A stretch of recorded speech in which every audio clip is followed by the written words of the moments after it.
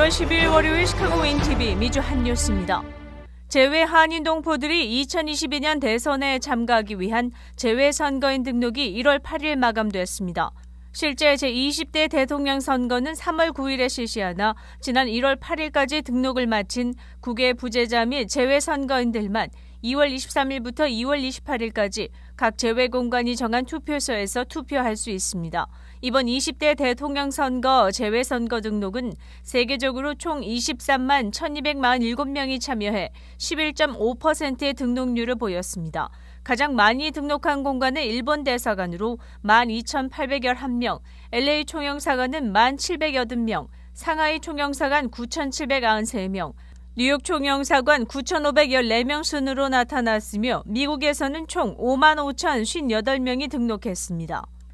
일리노이주를 포함한 13개 주를 관할하는 시카고 총영사관이 밝힌 데이터에 의하면 2022년 제20대 대선에 시카고 영사관 관할 지역에서 재외선거를 등록한 한인의 비율은 5.1%로 나타났습니다. 시카고 총영사관 재외선거관리위원회 김철환 선거영사가 전한 재외선거 현황에 의하면 시카고 관할 지역 추정 선거 인수는 11만 8,481명이며 총 재외선거 등록 인원수는 6,037명으로 나타났고 이 중 재외선거인은 557명, 국외 부재자는 5,460명이 이번 대선 명부에 등록했습니다. 재외선거인 명부가 최종 확정되는 2월 7일 발표될 데이터에 의해 일부 변동의 여지는 있는 것으로 알려졌습니다.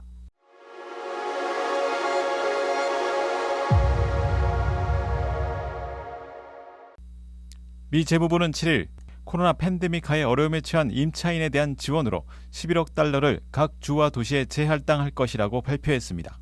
이것은 재무부가 코로나 전염병 기간 동안 미 의회에서 만든 임대 구제 프로그램에서 465억 달러의 자금을 재분배하기 위해 노력하면서 이루어진 첫 번째 지원금으로 알려졌습니다. 캘리포니아가 5천만 달러로 가장 많이 받게 되며 뉴저지는 4,300만 달러, 뉴욕주는 2,700만 달러를 받게 되며 각 주별로 필요에 의거 차등 지급받게 됩니다. 재무부에 의하면 긴급 임대 지원 프로그램은 팬데믹 기간 동안 퇴거를 예방하는 데 효과적이었다고 언급했습니다. 퇴거는 8월 퇴거 유예 기간이 끝났음에도 불구하고 팬데믹이 시작되기 전에 과거 평균보다 낮은 60% 이하를 유지했습니다.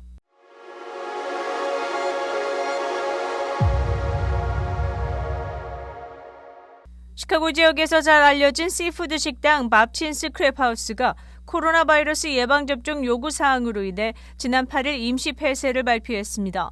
소셜미디어 게시물을 통해 발표한 알림에서 1월 9일부터 2월 7일까지 약 한 달간 모든 영업을 일시 중지한다고 알렸습니다.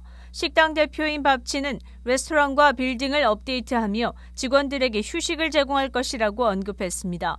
1월 3일부터 5세 이상의 사람들은 바와 레스토랑, 피트니스 센터 및 엔터테인먼트, 비디오와 같은 기타 시설을 포함해 음식 또는 음료가 제공되는 쿡카운티의 실내에서는 예방접종 증명서를 제시해야 합니다. 시카고시도 코로나 감염 확산세에 대처하기 위해 유사한 조치를 발표한 바 있습니다.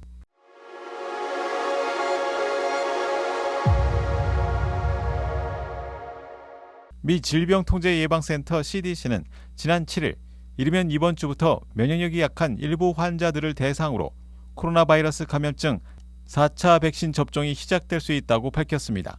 CDC는 지난해 8월 13일 면역체계가 손상되거나 면역력이 약한 환자들을 대상으로 모더나와 파이자 백신의 세 번째 접종을 승인했습니다. 그렇지만 CDC는 이를 부스터샷이 아니라 2회 주사로 이루어지는 완전 예방접종을 보완하는 조치로 알려졌습니다. 지난주 발표에서 화이저와 모더나 백신의 부스터샷 접종 간격을 6개월에서 5개월로 단축한 바 있습니다. 이에 따라 면역력이 저하된 환자는 작년 8월 3차 접종 이후 5개월이 지난 이번 주부터 네 번째 백신 주사를 맞을 수 있게 됐습니다.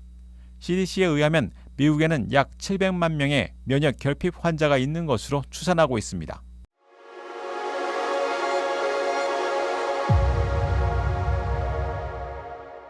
뉴욕시 브롱크스의 한 아파트에서 화재가 발생해 어린이 8명을 포함해 17명이 사망했습니다. 관리들은 이전에 어린이 9명 포함 19명이 사망했다고 보도했지만 집게 오류로 인해 사망자 수는 정정됐습니다. 뉴욕시 소방국에 따르면 이번 화재로 60명 이상이 부상을 입었으며 총 200여 명의 소방관이 출동했다고 언급했습니다. 19층 건물에 120세대가 거주하는 아파트의 3층에서 불이 나 화재 연기로 인해 고층 아파트 거주자들도 매연으로 고통받은 것으로 알려졌습니다. 화재는 침실의 전기 난방의 오작동으로 인해 시작됐다고 뉴욕 소방국은 밝혔습니다. 화재 경보기는 작동했지만 급속한 화재의 확산에 대해서는 조사 중이라고 말했습니다.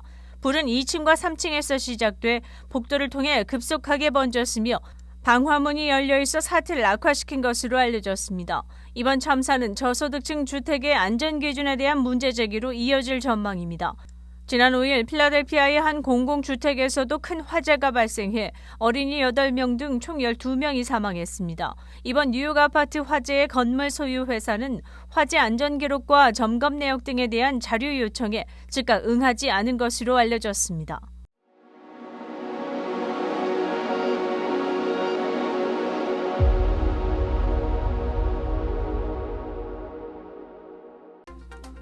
(1월 10일) 월요일 코로나19 현황입니다.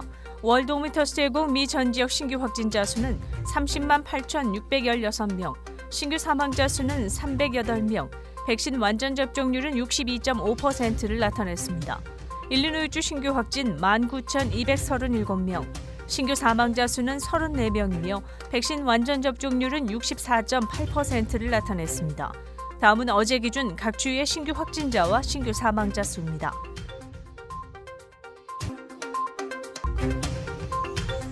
코로나19 관련 자세한 내용은 시카고토털닷컴을 통해 다시 볼 수 있습니다.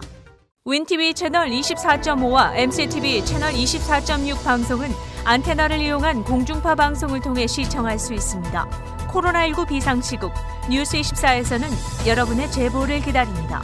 제보 전화 847-290-8282번입니다.